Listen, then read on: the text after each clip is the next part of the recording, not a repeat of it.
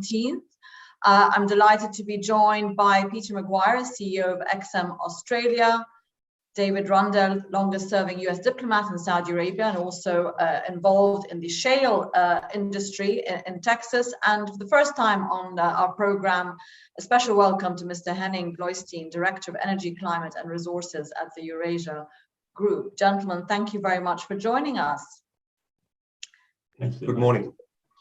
Peter, good morning. I'll go to you first. We've seen Brent cross $85 in the last few days, sort of oil prices confidently holding in this, I suppose, early to mid 80s range for the last few weeks. But we are seeing also headlines that hedge funds are beginning to cut their long positions. So where are we going with this market? Well, I tell you what, Diala, thanks for welcoming me on the show. What a great question, because who knows? I think it took everyone by surprise, the huge uptick that we saw from really those early 60s. It's put $20 on over the last couple of months. And that momentum has just been one-way traffic. So where does it go from here? US dollar index sitting at about 93.65. It's come off a little bit. Possibly, I think there's further uprun. Maybe a $90 handle is achievable. I'm not going to put my hand out there, but it's just been that strong for that long that it's pretty hard to stand in the way of a bull market. And at the moment, most traders are still continuing that long view unless we see something dramatic to derail. And at the moment, it just seems to be a strong push. Base metals, have a look what's happened with copper, have a look some of those zinc, aluminium, tin, and of course, what's going on as far as global industrial demand. Okay, well, let's talk about global industrial demand. Just back at you there, and China, which is obviously, one of the largest consumers of that energy demand. And we've seen, big banks come out in the last 24 hours, downgrading growth forecasts again for China. So a lot of negativity on its growth forecast, let's say, in recent days and weeks. So why is that not impacting where the prices are going, or would it? I don't think it's actually worked through the market. And I think that really we could principally look at the Evergrande story as one to draw a reference point, and the magnitude of the Chinese property market valued at about $62 trillion. And there's about 11 trillion of inventory there that needs to look for a new buyer. So there's a great concern across the property sector. That, as I said, I don't think that's worked through the market yet. What happens come November, December, or January as far as some of those bond payments, and whether the government can do one of three things. First off, naturally come to the rescue. Secondly, if it doesn't come to the rescue, then we look at a bankruptcy, and that's just a normal course of events in any business cycle, a washout, a clean out. Or thirdly, look at possibly a revaluation as far as their debt, or they've cleaned their balance sheet and maybe do something exotic like with the price of gold or something. So that's where we're looking at the moment. It's an uncharted territory, and we've just got to see where China plays, both domestically and of course for those international financial institutions. Thanks, Peter. Henning, just to go to you, you were just until recently based in Singapore. I believe you've just moved to the UK, looking very much at sort of, the rise of Asia, if you like, as a big consumer, and the geopolitical aspects of that as well. China, of course, being one of those countries that you would keep an eye on. So just to go to you with the same sort of question on how much the sort of China growth story is now influencing market outlooks, and would you agree that that's going to have a detrimental impact on medium-term demand? Thank you, Diala. Yes, we are at Eurasia Group fairly concerned about the situation in China. Peter already mentioned the core aspects. Evergrande, I mean, if it's just Evergrande, it's probably not that big a problem. But if there's contagion, if there's a breakdown of trust between the construction and real estate companies active in China, that could have a serious impact. I mean, we're already seeing a slowdown in construction activity in China. That is an oil-intensive industry, especially for the diesel side. But there are already early indicators that Chinese oil consumption is slowing down. So yes, we are concerned about the overall economic situation in China going into 2022. However, Peter also mentioned, and I can't but agree. The short-term market outlook for oil looks pretty tight, including for China, because for sure the energy crunch in China is also bearish GDP China, but imminently it's bullish oil because a lot of heaters are being thrown on, running on oil that might have been running on gas previously. That because of the power crunch, there's just a shift towards burning more oil, including in China. So this winter looks pretty tight for the oil market. But for 2022, it looks not very good in China for the moment, and we're fairly concerned. Yes. Okay, well, I mean, let's look at the immediate quarter then, as you said, and as we approach winter, a lot of calls on OPEC and OPEC Plus to increase volumes if they can. Henning, how do you think Middle East oil producers should be responding? OPEC is making it clear it's not budging on planned volumes. Do you think that's the right move? Well, whether it's the right move or not, I don't think OPEC cares about what I think about it. But I think this situation is playing into OPEC's thinking. They, I think, are worried about raising supply right now because of the tight winter, but they are concerned by if they do so, that they will raise inventories going into 2022. They are concerned about the demand outlook in 2022. So they're worried that if they reflood the market right now, they'll crash the price in at some point in Q1 next year. So I think at the moment they're just, this famous quote, cautiously or constantly monitoring the situation, hoping that prices don't go out of control on the upside, and that they can react a bit later when the situation in 2022 becomes clearer. I think that's the main reason why they haven't raised supply quite as much as they initially thought or said they would. They are concerned about the demand situation in 2022. David, good morning again. I mean, sticking to supply, Iran, of course, is one of a major supplier of oil, and of course has had its supply curtailed for many years due to various reasons. We've seen Iran and Saudi Arabia declaring overnight that they are resuming trade relations for the first time in a year, and they have been obviously having talks around the nuclear issue and around their relationship in the region. That's a new development in the last few months. Give us your take on why this is happening. What is in Iran and Saudi's interest to be making up? Well, the Saudis have long wanted to have a stable relationship with Iran. They had a stable relationship with the Shah. They had some issues of competition. They had disagreement in oil markets and at OPEC meetings, but by and large, they were not hostile to each other. Since the Iranian Revolution, the government in Iran has changed profoundly, and it is now seen as they call themselves. It's a revolutionary government that is, if in the Saudis' view, sowing discord, in the Iranian view, perhaps bringing a brighter future to people around the Middle East, but it's certainly not a stabilizing factor. So the Saudis, much like the war in Yemen, they would like it to stop. They have an ambitious domestic agenda, which they are trying to focus on, and these foreign policy distractions weaken that effort. I don't think that the talks between Saudi Arabia and Iran are going to amount to anything.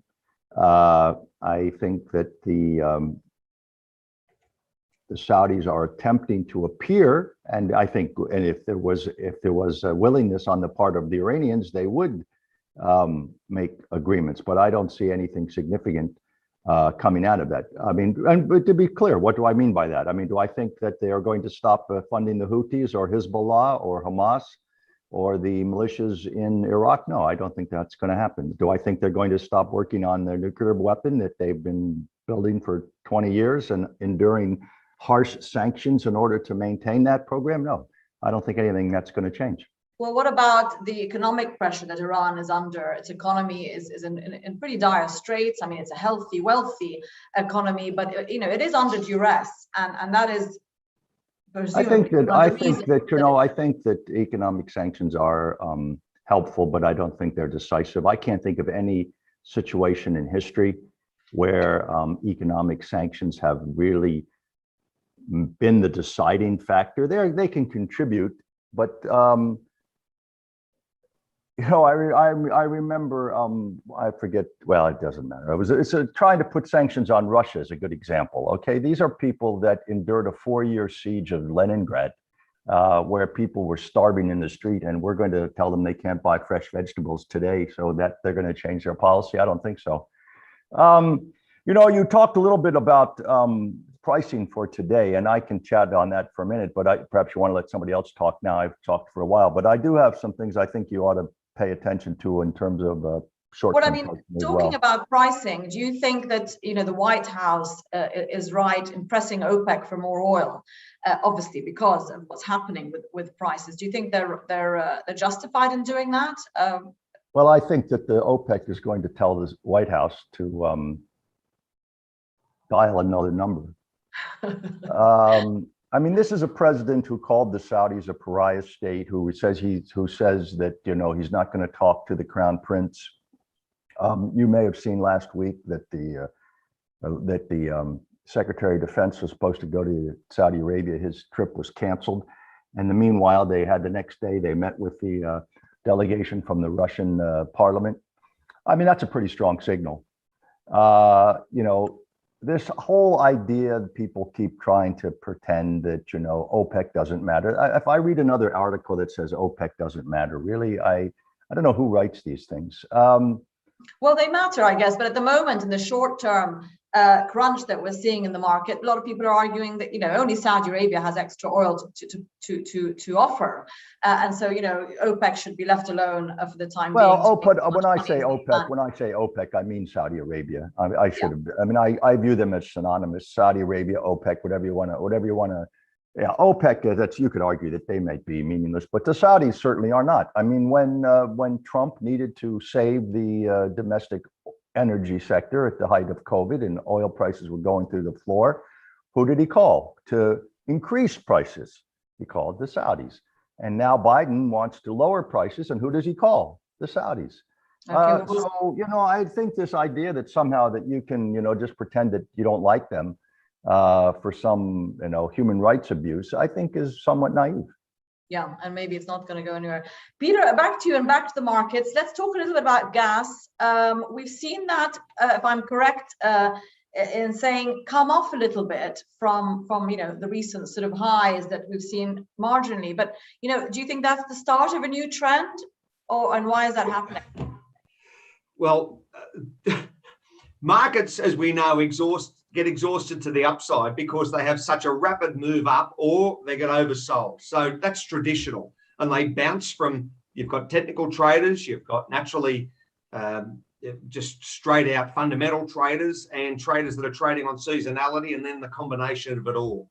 So when we think about what's happened, and I'm just looking at the price and that bounce, it's not unusual to see those corrections, and what we experienced over the last week or so has just been, it was a blowout to the upside. We had a pullback, and then all of a sudden, about a 14-15% move. And that, I think, was some profit taking in there. Not unusual to see markets correct in the short term. And I just put it down to possibly bullishness that was absorbed by the markets. Traders took positions and they sold out, and it's as simple as that. There was profits to be made, and that's what traders do for a living. Okay, are we seeing any relief coming from this global supply crunch on goods, on labor, etc.? We're seeing obviously that impacting and propelling inflation, the inflation argument forward much quicker than expected. Where are we going with that, Peter? I mean, is that going to subside anytime soon, or is it just getting worse? Well, I think it's getting worse. And the inflation story, I think most people have been talking about it now for at least 3 to 6 months. So it's really starting to ratchet up. And we're seeing some of those numbers that are being presented. UK, New Zealand, the likes have got numbers coming out this week. I made some notes, I think Canada and Japan. So there's the story. It just seems to be galloping away. We're looking at a tightening cycle. New Zealand could raise rates again in November for the second time within 2 months. So that whole cycle and that whole trying to pull back inflation, the issues that we're seeing in many mature markets is that we haven't got enough workers. So that transient worker that comes to Australia and works in certain industries, there aren't the people because the doors are shut. And this is impacting, we're seeing similar in the UK, similar in the US to some extent. And these are just the workings of any market. So the inflation story, it's been baked in with higher transportation costs. You look at the Baltic Dry Freight Index, you look at energies, you look at food, base metals, everything's just been ratcheted up and the consumer is feeling it. And I suppose it's time for everyone to put their hand out and get a pay rise. Henning, I mean, on that, yeah, on that point of labor shortages and cost inflation across all industries, but also across the energy sector. Again, I mean, kind of putting your Singapore Asia hat on. I know you've just moved to the UK, but from that point of view and from a consumer point of view, and looking at Asia as obviously the marginal consumer going forward, how much impact was that having across the sort of Southeast Asian economies? There's cost inflation, labor shortage, cost of production, etc. Good point. Thank you. So, I mean, in Singapore itself, it wasn't that noticeable. It's a wealthy little nation, so disposable incomes are high.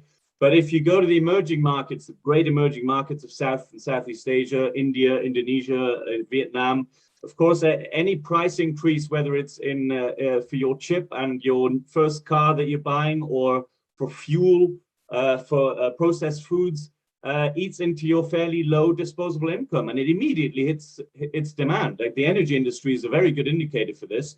Retail fuel price hikes in Japan, Germany, and Australia don't really matter to the people that much, but they do matter in places like India and the Philippines. People simply stop driving. The same applies to certain consumer goods like food, electronic goods.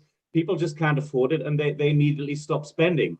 Now, on the supply side, on the labor shortage market, the shipping industry is really important here. I mean, I think most people have seen these crazy container rate spikes now. The gas market looks a lot like it as well. But this is, I mean, the perfect storm here has been, well, it's very unusual. You had port restrictions for many reasons, because even in Singapore, there was some worker outages due to COVID.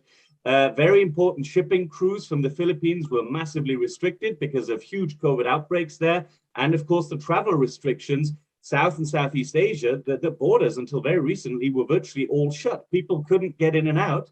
So there was just enough crews and not enough crews. And that took a while. Now they're open. I mean, now they're open. The borders are opening. Singapore has opened. Jet fuel has been recovering very, very well, presumably on the back of Asia opening up as well. So that, how long will that opening, if you like, take to translate through the system? It'll take a while. I mean, we might have seen the worst of the peak of the container spike, but this stressed global supply chain will take a while. We can't just bring all the Filipino crews, all the back to the market immediately. The backlog in orders is enormous, so it's like a traffic jam. Once the accident is cleared, it doesn't mean that everything is immediately great again. This will take a few months to get through, and of course, we're still going into the peak demand winter season. Christmas consumer season is actually just starting, so we're not through this yet. David, just to go to you have a little stake in Shale Oil in Texas, and I wanted to get an update from you where you see that going. We have had different opinions on this show on how likely shale may come back. It's making a comeback. It's at the US now is at 11.5 million barrels a day. Most people would agree it's not going anywhere near 13 ever again. But where do you see that? Is that going to play a big part in the market's outlook on next year's supply? Well, it's good that you have Peter and I on the same show, because he's a trader and he deals with what's going to happen next week. I'm an economist and I have no idea what's going to happen next week, but I look at the long term. And the saying in Texas is that the cure for low prices is lower prices. And what's happening now is a long-term cyclical trend. Peter chatted about inflation. That's not a transitory event. We're seeing a cyclical change The last 40 years have been a decline in inflation rates. And I think we are now going to see a long-term shift towards a higher inflation for a whole variety of reasons. The decoupling of supply chains, which people are now thinking is probably a good idea, the shift away from cheap labor in Asia,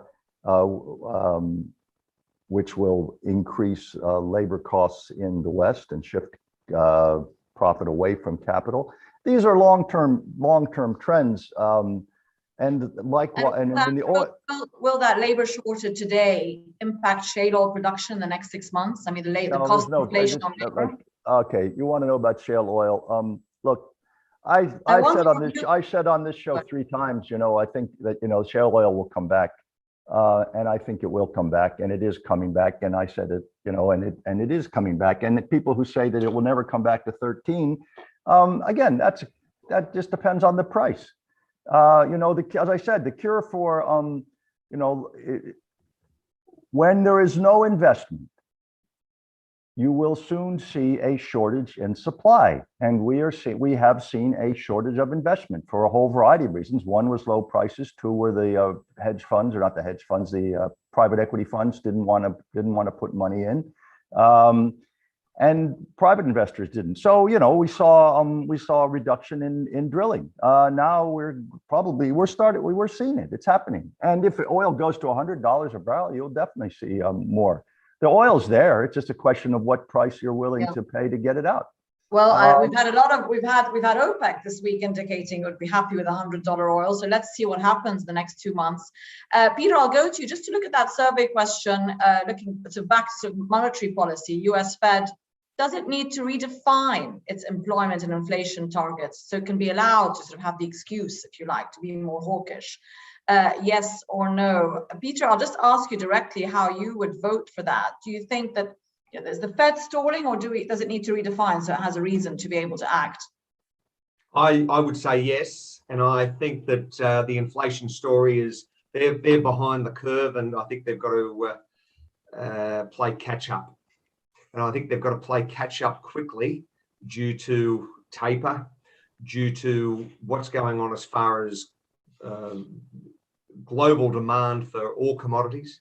We've got to be conscious as far as the rate hiking cycle and what's going on with the inflation galloping away, and the chances that 22 could be a soft year for growth. Are we going to experience a softer year? And I think worrying most people is that stagflation story. It seems to be across here somewhere that's gaining a little bit of momentum. So at the moment, I just have to say yes. And most traders, I think, would be across that sort of mindset. Henning, just to go to you, just to hop onto geopolitics a bit and rack your brain on that as well. Talk about US-China. I mean, we've talked about oil demand and what the US is asking OPEC to do and what China's doing with its growth forecast. But how is the world meant to navigate going forward this US-China sort of standoff on everything, really? And I mean, if you can also address this region, the Middle East, obviously it has its relationships with both sides. China is a big consumer of its oil.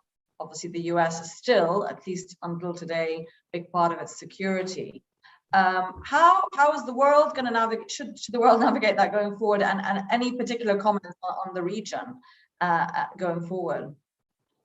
Yeah, well, I mean, I think the US-China rivalry is probably the biggest geopolitical story of our current times. And for a while, it was sort of fairly friendly, and to a rising power and the incumbent trying to cooperate, but that's kind of derailed now. And you see it everywhere. I mean, it used to be just a subject, and it could happen at some point that it affects everyday politics. Now it is. The AUKUS turnaround from Australia, dropping France in favor of the US and a little bit of Britain, is a sign of this. The Quad is a sign of this. So that is the India, Japan, Australia, and the US cooperating. And for the Middle East, of course, this is hugely important because the US has been the biggest, and still is the biggest policy factor in the Middle East. It is trying to disengage somewhat, but struggling. I mean, Biden's target was to find an Iran deal this year so he could focus more effort on China. That's clearly not worked very well. So I mean, yes, the US would like to disengage somewhat from the Middle East and is doing so to a certain extent, but it's not going as fast as I think some of the more ambitious de-engagers were hoping to. China, of course, is eyeing the Middle East with great interest because for all of energy transition, which is happening, but China knows it's going to need a lot of oil and gas in future. And so they want it and they want access to it. And that does include Iranian oil, I mean, decisively so. And that means China will be engaged in the Middle East. Yeah, and I mean, China has been taking whatever Iranian oil is on the market. David, just to go to you, just on that point, let's make the assumption that the US under Biden, you know, succeeds in withdrawing, let's say, a bit more from the region, at least, you know, on the ground. Will that not bring Iran and Saudi closer? I mean, I know you're quite negative on that, but, you know, what negative? Well, no, I'm quite objective. I've been looking for the Iranian moderates for, 20 years and I haven't found them. There are people who are still looking. I'm not one of them. Do I think the Saudis, as I said, would like, the Saudis are a status quo power. They have a lot to lose. They like peace and stability. They want to develop their own economy. If the Iranians would accept the status quo, if they would stop attempting to destabilize other parts of the Middle East, and quite aggressively. I mean, it's not like they're just talking about it. Isn't that what the Iranians and Saudis presumably are talking about right now? Yes, but the Saudis are if you talk to the Saudis, the Iranians are not willing to do anything. I mean, those talks look, those talks are window dressing, okay? I don't think I think I'll just be very quick. Those talks are not going to achieve anything meaningful in my view. Okay, Peter, I'll go to you to wrap up for us today with a sort of a look ahead. Let's just quickly look at that poll result, quite close, 53-47. So I guess that, our audience is a bit split on that. Peter, not the week ahead, but let's look at the sort of through to the end of the fourth quarter. $100 oil? I don't think so. I think 90 will pull it up, but it's a very dangerous game to try and guesstimate where it'll be by 31 December as a high point. So is it achievable? Can it happen? Of course it can happen. $15 over that 2 and a bit month time frame. I think it'll be closer to 80 than 90, but if it hits 90, I won't be surprised. And I mean, on the other commodities front, metals, etc., which we've seen, and lumber and all the other building materials, do you see those sort of cooling down a little bit, or are they going to continue to be carried by the inflation that we're seeing? I think the inflation, I think that there's further upside, building on what Henning mentioned. I think there's further upside for the base metals, I think foods as well. And yeah, there's copper, keep an eye on it. It's probably an $11,000 trade. It may even hit higher than that. So I think that will be the tide that takes crude up with it will be those base metals. And yeah, the next 2 months, I think, could be an exciting time for traders.